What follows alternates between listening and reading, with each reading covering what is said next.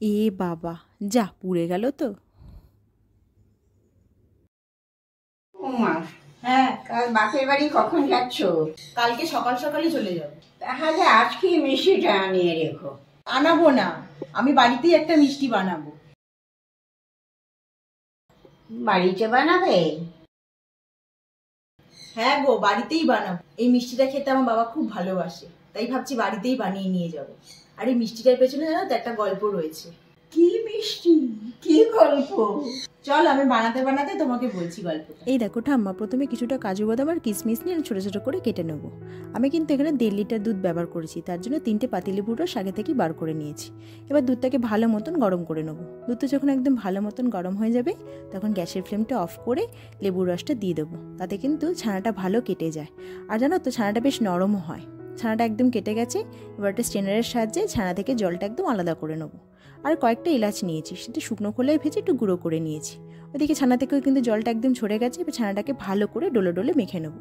এবার এর মধ্যে মেশাবো 2 চামচ মতন সুজি, 50 গ্রাম চিনি, ওই এলাচ গুঁড়োটা, আর ওই যে ছানার জলটা আছে ওই জলটা অল্প করে দিয়ে একটা থকথকে করে মিশ্রণ বানিয়ে নেবো। আর একটুখানি দেবো 1 চিমটে মতন নুন, ছোটো ছোটো করে কেটে রেখেছিলাম যে কাজু কিশমিশটা, আর সবশেষে দেবো 1 চামচ ঘি। ব্যাস, আমার কিন্তু মিশ্রণটা একদম রেডি। এবার এই কেকটি নিয়ে তার মধ্যে একটু ঘি ভালো করে হাত দিয়ে মাখিয়ে নেবো। ওপর থেকে দিয়ে দেবো এরম একটা শালপাতা। আর কিছুই করতে হবে না, মিশ্রণটাকে এরম করে সেট করে দিতে হবে।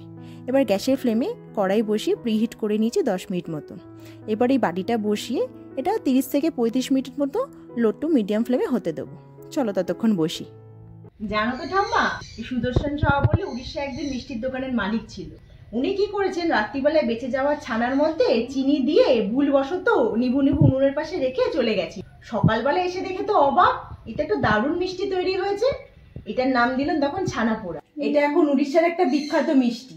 এর জন্য এখন একটা আলাদা করে দিনও পালন করা। এই মিষ্টিটা প্রভু জগন্নাথকেও নিবেদন এই করা। দেখো, আমার কিন্তু এই ছানা পোড়া মিষ্টিটা একদম রেডি। তোমরা কি কেউ গল্পটা জানো? তাহলে অবশ্যই জানিও। আর যদি আমার ভিডিওটা ভালো লেগে থাকে তাহলে অবশ্যই লাইক করে, শেয়ার করে, সাবস্ক্রাইব করতে একদম ভুলো না।